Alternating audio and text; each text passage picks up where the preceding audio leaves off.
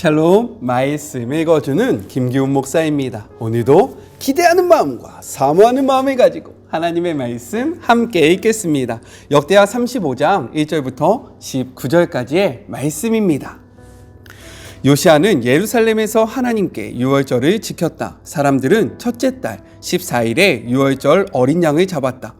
그는 제사장들에게 상세한 지침을 주었고 그들을 격려하여 하나님의 성전에서 예배를 인도하게 했다. 그는 또 이스라엘 백성에게 예배와 관련된 제반 사항을 가르치고 지도하는 일을 맡은 레위인들, 이 일을 위해 거룩하게 구별된 자들이었다. 에게 이렇게 말했다. 거룩한 궤를 이스라엘 왕 다윗의 아들 솔로몬이 지은 성전 안에 두시오. 당신들은 더 이상 그것을 어깨에 메고 다닐 필요가 없소. 하나님과 하나님의 백성 이스라엘을 섬기시오. 당신 자신들을 가문별로 조직하고 이스라엘 왕 다윗과 그 아들 솔로몬이 남긴 지침에 따라 각자 책임을 다하시오. 성소에 나가서 각자 자리를 잡되 당신들의 동족인 일반 백성의 각 가문을 레위인 한 조가 맡아야 합니다. 당신들이 할 일은 유월절 어린 양을 잡는 것입니다. 당신들 자신을 정결하게 하고 어린 양을 준비하여 모든 사람이 하나님께서 모세를 통해 명령하신 대로 유월절을 지킬 수 있게 해야 하오. 요시아 왕이 자기 소유의 양과 어린 양과 염소 3만 마리, 황소 3천 마리를 내놓음으로써 유월절을 지키는 데 필요한 모든 것이 마련되었다. 그의 관리들도 제사장과 레위인을 비롯한 백성을 위해 나섰는데 하나님의 성전 지도자들 hil기야, 스가랴, 여히엘은 어린 양 2,600마리, 황소 300마리를 유월절 제물로 제사장들에게 내놓았다. 고나냐와 그의 동생 스마야와 느다넬은 레위인 지도자인 하사바, 여히엘, 요사박과 함께 어린 양 5,000마리와 황소 500마리를 유월절 제물로 레위인들에게 내놓았다. 예배 준비가 모두 끝났다. 제사장들은 각자 자기 위치에 서고 레위인들도 왕의 지시대로 각자 맡은 자리로 갔다. 그들은 유월절 어린 양을 잡았다. 제사장들이 어린 양의 피를 뿌리는 동안 레위인들은 가죽을 벗겼다. 이어서 그들은 번제물을 따로 챙겨 백성에게 가문별로 나누어 주어 각 가문이 모세의 책에 나온 지침에 따라 하나님께 바칠 수 있게 했다. 소도 같은 방법으로 했다. 그들은 지침대로 유월절 어린 양을 굽고 거룩하게 구별된 제물들을 솥과 가마와 냄비에 삶아서 신속히 백성에게 대접했다.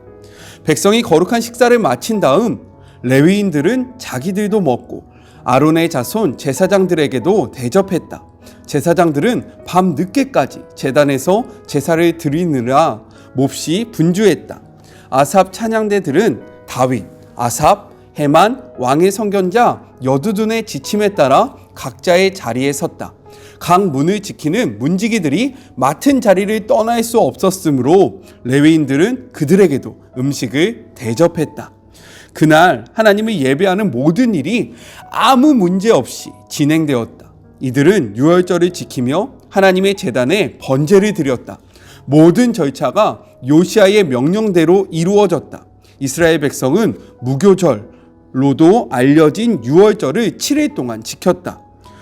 예언자 사무엘 시대 이후 이처럼 유월절이 지켜진 적은 없었다. 어떤 왕도 유월절을 지키지 않았다. 그러나 요시아와 제사장과 레위인과 그 주에 거기 모인 온 유다와 이스라엘 그리고 예루살렘 주민들은 유월절을 지켰다. 이렇게 유월절을 지킨 것은 요시아 왕이 다스린 지 18년째 되던 해의 일이었다. 이것은 하나님의 말씀입니다. 오늘의 본문은요, 내용상 네 부분으로 나눠서 생각해 볼 수 있습니다. 먼저 첫 번째 1절부터 6절 유월절 준비에 관련된 기록이에요. 요시아의 생애의 신앙개혁은요, 우상 척결로 시작해서 유월절 행사로 마무리하게 됩니다.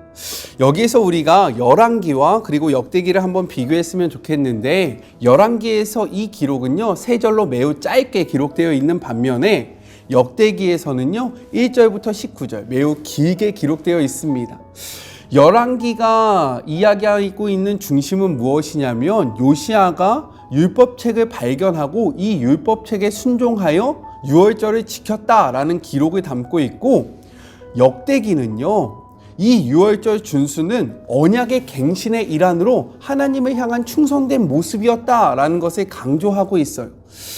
요시야의 유월절은요 히스기야의 유월절과 함께 하나님의 구원의 사건을 높이는 그러한 일을 하고 있고요, 또한 성전과 예배의 중요성을 강조하고 있는 거예요. 왜 그러냐면 이 열왕기서에 비해서 이 역대기서가 더욱더 길게 이 부분을 이야기하는 이유가 무엇이냐면 이 글을 읽는 1차적 독자 때문인데, 그들이 누구입니까? 포로 귀환했던 이스라엘 백성들이에요. 이들에게 이 유월절 말씀을 통해서 메시지를 던지고 있는 겁니다. 무엇이냐면 너희들은 하나님의 백성이야. 즉 정체성을 분명하게 해주고요, 성전이 지닌 의미를 깨닫게 해주고요, 또한 예배의 중요함을 가르쳐줌으로써 이들이 예배 공동체로서 회복된 삶을 살아가기를 권면하는 마음으로 이렇게 길게 유월절 준수가 적혀 있다는 것을 기억하시면 좋을 것 같아요. 요시야는요 유월절을 제대로 지키기 위해서 제사장과 레위인들에게 준비를 명령합니다. 우리 3절의 말씀을 같이 한번 읽어볼까요? 또 여호와 앞에서 구별되어 온 이스라엘을 가르치는 레위 사람에게 이르되 거룩한 궤를 이스라엘 왕 다윗의 아들 솔로몬이 건축한 정 가운데 두고 너희는 다시는 너희 어깨에 매지 말고 마땅히 너희의 하나님 여호와와 그의 백성 이스라엘을 섬길 것이라 라고 이야기하고 있어요. 이 얘기를 보면요 지금 솔로몬이 지성소에 모셨던 하나님의 언약궤가요 그 자리에 있지 않음을 우리가 알 수 있습니다. 왜 이 자리에 있지 않느냐, 크게 두 가지로 그 이유를 설명하고 있는데, 먼저 첫 번째는 무엇이냐면 우상 숭배로 인해서요 사람들이 언약궤를 성전 밖에 두었다라는 의견이 있고요, 두 번째는 무엇이냐면 요시야가 성전 수리를 하기 위해서 언약궤를 잠시 성전 밖에 보관해 두었다라는 이 두 가지 견해가 있습니다. 이 두 가지 견해 중에서 첫 번째 견해가 더욱더 지지를 많이 받고 있습니다. 저도 그렇게 생각을 하고요. 왜냐면요 므낫세 통치가 55년이에요. 그리고 그의 아들 아몬의 통치가 2년입니다. 이때의 유다의 중심은 어디 있냐? 하나님께 있지 않고 우상에게 있었기 때문에 하나님의 언약궤를 중요시하게 생각하지 않았다라는 거예요. 그래서 저는 이 첫 번째 의견, 그리고 많은 성경학자들은 이 첫 번째 의견에 더욱더 힘을 실어주고 있습니다. 그런데 오늘 요시야는요 이렇게 이야기하는 거예요. 다시는 너희 어깨에 매지 말고. 이 말이 무엇이냐? 이는 복구된 성전의 지성소에서 언약궤를 안치한 후에 그 언약궤를 방치하거나 다른 곳으로 옮겨서는 절대로 안 된다라고 이야기하고 있는 거예요. 이것이 담고 있는 메시지는 무엇이냐면요, 언약궤를 성전 밖으로 옮긴다는 것은 무엇입니까? 또 다시 하나님의 성전에 우상이 가득하다라는 것을 의미하고 있는 거고요. 또요 하나님의 성전이 파괴되어 언약궤를 그 성전을 수리해야 돼서 또다시 언약궤를 옮길 수밖에 없는 그러한 상황을 보여주기 때문에 이러한 상황이 너희들의 삶 속에서 절대로 있으면 안 된다라고 이 요시야 왕이 선언하고 있는 거예요. 이 말씀은 우리에게도 적용할 수 있습니다. 어떻게요? 우리는요 하나님의 성전이에요. 믿으십니까? 우리의 마음 속에서, 우리의 마음의 중심에서 하나님의 언약궤를 다른 곳으로 옮기지 않기에 우리는 노력해야 하고요. 그리고 우리의 마음 속에서 하나님의 언약궤가 정말로 형편없이 보관되어질 만큼 이 성전이 파괴되면 안 된다는 사실을 우리는 기억하면서 성전된 우리가 하나님과 함께하는 삶을 계속해서 살아나가시는 그런 복된 하루가 되셨으면 좋겠습니다. 자, 둘째로는요 7절부터 9절로 왕과 지도자들의 재물 기부에 대해서 이야기를 하고 있어요. 유월절 준비 명령 후에요 요시야는 자신부터 백성들을 위해 재물을 내어놓게 됩니다. 그 양이 얼마냐면요 어린 양과 어린 염소 3만 마리, 그리고 숫소 3천 마리를 유월절에 참여한 백성을 위해서 내어놓게 돼요. 와, 대단하지 않습니까? 그런데 이 전에 히스기야도요 하나님 앞에 유월절을 지킬 때 이렇게 자원하는 마음으로 예물을 드렸는데 그때는 얼만큼 드렸냐? 숫소 1,000마리, 양 7,000마리를 기부했어요. 그런데 이 양이요, 비교가 안 되죠. 와, 요시야 왕의 기분은요, 정말로 엄청났다라는 거예요. 그가 얼마나 이 유월절을 하나님을 향한 그 마음이 컸는지 우리가 이를 통해서 확인해 볼 수 있습니다. 왜냐하면 물질이 있는 곳에 우리의 마음이 있기 때문인 거예요. 이렇게 왕이 하니까요, 그와 함께하는 백성의 지도자들도요, 백성들을 향해서 자신들의 주머니를 이렇게 털어놓습니다. 하나님 앞에 헌금을 해요. 제가 이 말씀을 보면서요, 주목하고 싶었던 말씀이 있습니다. 8절 전반부를 같이 한번 읽어볼까요? 반백들도, 여기서 반백은 백성의 지도자를 의미하는데, 즐거이 희생을 드려 백성과 제사장들과 레위인들에게 주었고 라고 기록되어 있는 거예요. 왕이 이러한 모습을 보여줬을 때 이들의 마음이 감동이 되는 거죠. 그러니까요, 시키지 않아도 자원하는 마음으로 이들이 즐겁게 하나님 앞에 백성을 위해서, 하나님을 위해서 헌금을 했다라는 거예요. 와, 저는 이 말씀을 읽는데 사실 약간의 좀 찔림이 있었습니다. 왜냐하면 저희 지금 우리 사랑하는 청년들 다 알고 있죠? 우리가 성탄절을 맞이해서 성찬 2부 때 12월 24일 밤 10시부터 12시까지 예수님의 오심을 축하하면서 보이는 라디오, 이 링크를 통해서 우리가 축제를 준비하고 있잖아요. 그때 하나님의 사랑을 이웃과 함께 나누기 위해서 소녀 가장을 돕기 위한 그런 기부를 하고 있는데, 제가 아직 이거를 하지 못했거든요. 이 말씀을 읽는데 어찌나 찔림이 있든지 빨리 신청하도록 하겠습니다. 이렇듯 먼저 지도자 된 자들이 자원하고 헌신하고 즐거운 마음으로 하나님 앞에 예물을 드렸음을 오늘 성경은 기록을 하고 있는 거예요. 우리가 여기서 함께 보아야 하는 말씀이 있습니다. 고린도후서 9장 7절의 말씀인데요, 같이 한번 읽어볼까요? 각각 그 마음에 정한 대로 할 것이요 인색함이나 억지로 하지 말지니 하나님은 즐겨내는 자를 사랑하시느니라. 왜 이렇게 요시야와 그의 백성들을 하나님이 사랑했는지 다시 한번 이 말씀을 통해서 확인하는 시간이 되었습니다. 여러분도요, 하나님 앞에 예물을 드릴 때 억지로 하지 마시고요, 자원하는 마음으로, 기쁜 마음으로 하나님과 이웃 사랑을 실천하는 주의 모든 자녀들이 되었으면 좋겠습니다. 참고로 우리 24일 날 함께 해요. 성탄을 그리스도께로. 자, 셋째, 10절부터 15절 유월절 희생 제사에 대해서 기록을 하고 있어요.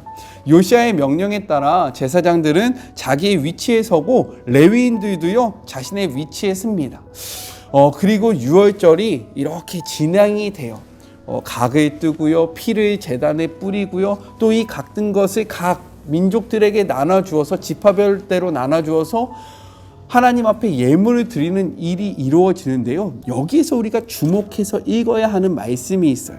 12절의 말씀 같이 한번 읽어보겠습니다. 그 번제물을 옮겨 족속의 서열대로 모든 백성에게 나누어 모세의 책에 기록된 대로 여호와께 드리게 하고 소도 그와 같이 하고 라고 되어 있습니다. 제가 무엇을 집중하고 싶었을까요? 네, 맞아요. 모세의 책에 기록된 대로 여호와께 드리게 하고, 요시야 왕이요, 하나님 앞에 특별하게 받았던 그러한 평가가 있습니다. 무엇인지 기억나시죠? 좌우로 치우치지 아니하고. 오늘 이 유월절도요, 어떻게 드렸냐면 자신의 기분에 따라 자신의 위대함을 드러내기 위해서가 아니라, 말씀을 보니까요, 모세의 책에, 이 모세의 책은 율법책을 이야기하는 거거든요. 율법책은 오늘날로 하면 성경책을 이야기하는 거고요, 하나님의 말씀에 따라 기록된 대로 하나님 앞에 예물을 드렸다라고 성경은 분명하게 이야기하고 있는 거예요. 이러한 모습이 바로 좌우로 치우치지 않는 하나님의 마음에 흡족한 마음이었다라는 것입니다. 우리도 이러한 모습을 닮았으면 좋겠어요. 우리가 모든 일을 할 때 우리의 기분, 우리의 성향, 그리고 상황에 따라서 하는 것이 아니라 변하지 않는 하나님의 말씀을 기준 삼아서 우리가 이 모든 일들을 하나님 앞에 올려드렸으면 좋겠습니다. 그러할 때 우리도 좌로나 우로나 치우치지 아니하는 나의 자녀였다라는 칭찬을 받게 될 거예요. 그렇게 오늘도 말씀을 붙잡는 그런 복된 하루가 되시고요, 지금 너무나도 잘하고 계신 거예요. 포기하지 말고 주님 오실 때까지 끝까지 합시다. 자, 마지막 네 번째, 16절부터 19절 성대한 범국가적 유월절 준수에 대한 기록입니다. 히스기야도 유월절을 참으로 대단하게 지켰어요. 어려운 상황 속에서 유월절을 지켰습니다. 하지만 그 유월절은요, 온전한 유월절은 아니었어요. 왜냐하면 날짜를 옮겨서 지켰고요. 그리고 북왕국, 북이스라엘의 협조가 미미했습니다. 또한 하나님의 규례를 어긴 부분들도 있었어요. 하지만 요시야 때는요, 그런 언급이 없는 완벽한 유월절 준수가 이루어졌음을 우리는 성경을 통해서 알 수 있어요. 어떻게 지켰는지 한번 정리해 볼까요? 먼저 첫 번째, 지정된 날짜에 드렸다라는 거예요. 1월 14일 하나님께서 명령하신 유월절의 날짜에 그대로 지켜졌습니다. 그리고 둘째로 사무엘 1에 이스라엘에 통합시킨 대규모 축제였다라는 거예요. 분열되어 있던 왕국이요, 다시금 한 마음이 돼서 한 분 대신 하나님 앞에 드려졌던 유월절입니다. 그리고 세 번째, 모세와 다윗을 통한 하나님의 규례에 따른 행사였다라는 거예요. 자신들의 그러한 법칙, 그냥 우유부단하게 드렸던 기준이 없는 행사가 아니라 하나님이 모세를 통하여서 준 그 말씀 그대로 지켰던 대규모의 행사였다라는 겁니다. 마지막 네 번째, 제사자들과 레위인들의 준비와 섬김이 두드러졌던, 하나님이 주신 역할들을 모두가 바르게 감당했던 그런 유월절이었다라는 거예요. 자, 오늘의 이 말씀을 끝으로요, 저와 함께 역대하를 묵상하는 것은 오늘이 마지막입니다. 토요일과 그리고 주일의 본문이 더 남아있긴 한데요, 간략하게 잠깐 이야기해보자면, 토요일은 35장 20절부터 27절 무엇이냐면, 하나님의 말씀을 청종하지 아니하고 전쟁에 참여했다가 죽은 요시야 왕의 마지막 모습에 대해서 이야기를 하고 있고요. 그리고 주일날에는요, 마지막 36장 1절부터 23절 17대 왕 여호아하스, 18대 여호아김, 19대 여호야긴, 그리고 마지막 유다의 왕 20대 시드기야에 대한 짧은 기록이 담겨져 있어요. 제가 짧다라는 이야기를 하는 이유는 무엇이냐면요, 하나님 앞에 우리가 중요하게 살펴보아야 되는 왕들은요, 내용이 길었어요. 하지만 이 왕들은 짧은 기록들밖에 없다라는 겁니다. 즉, 본받을 점도 없고, 그리고 우리가 주목할 필요도 없을 만큼 형편없는, 하나님과의 관계가 먼 삶을 살았던 마지막 네 왕의 기록으로서 이 역대기의 말씀이 끝이 나게 돼요. 함께 역대기의 말씀을 묵상했는데요, 어떻게 은혜가 되셨습니까? 이 말씀을 통해서 우리가 닮아야 하는 그러한 왕의 모습들, 우리가 닮지 말아야 하는 왕의 모습들을 분명히 하여서 하나님 앞에 잘했다 칭찬받는, 사랑을 받으시는 주의 모든 자녀들이 되셨으면 좋겠고, 저는요, 월요일, 우리가 월요일부터 어떤 말씀을 묵상할 거냐면 베드로 후서의 말씀을 함께 묵상할 터인데, 베드로 후서의 말씀을 가지고 함께 만나도록 하겠습니다. 우리 같이 기도할까요? 하나님 아버지, 감사합니다. 오늘로써요, 역대하의 말씀을 마무리했습니다. 20명의 왕을 보니까요, 우리가 닮아야 하는 왕도 있고 닮지 말아야 하는 왕의 모습도 있었습니다. 그런데 닮지 말아야 하는 왕의 모습 속에서 우리의 모습이 보일 때가 많았고요, 닮아야 하는 왕의 모습 속에서 우리의 모습을 찾아볼 수 없을 때가 더욱더 많았음을 고백합니다. 주님, 이 말씀이 우리의 삶의 기준이 되어서 우리가 우리의 기분대로 치우치면서 신앙생활하는 것이 아니라, 우리의 감정대로 하나님 앞에 나아가는 것이 아니라, 하나님의 말씀을 기준 삼아 좌로나 우로나 치우치지 아니하고 하나님 앞에 나아가는 주의 모든 자녀들이 되게 하여 주시옵소서. 이제는 우리 주 예수 그리스도의 은혜와 하나님의 그 크신 사랑하심과 성령님의 교통하심이 남유다의 왕들을 통하여 우리의 모습을 돌아보고 하나님을 더욱더 바르게 섬기기로 다짐하고 다시금 소망을 갖고 주님께로 나아가는 우리 사랑하는 참 좋은 교회 청년들 머리머리 위에와, 그리고 함께 말씀을 묵상하는 주의 모든 자녀들 머리머리 위에, 이들의 삶의 자리 위에 지금으로부터 영원까지 함께 계시기를 간절히 축원하옵나이다. 아멘. 저는요 월요일 날 베드로 후서의 말씀을 가지고 함께 만나도록 하겠습니다. 주일은 주님의 날이에요. 함께 대면하여 예배하지 못할지라도 각자의 처소를 성전 삼아 신령과 진정으로 하나님 앞에 예배 드리시길 주님의 이름으로 권면합니다. 오늘 하루도요 힘내시고요. 저는요 월요일 날 만날게요. 사랑하고 주님의 이름으로 축복합니다. 우리 월요일 날 만나요. 안녕. 수고하셨습니다.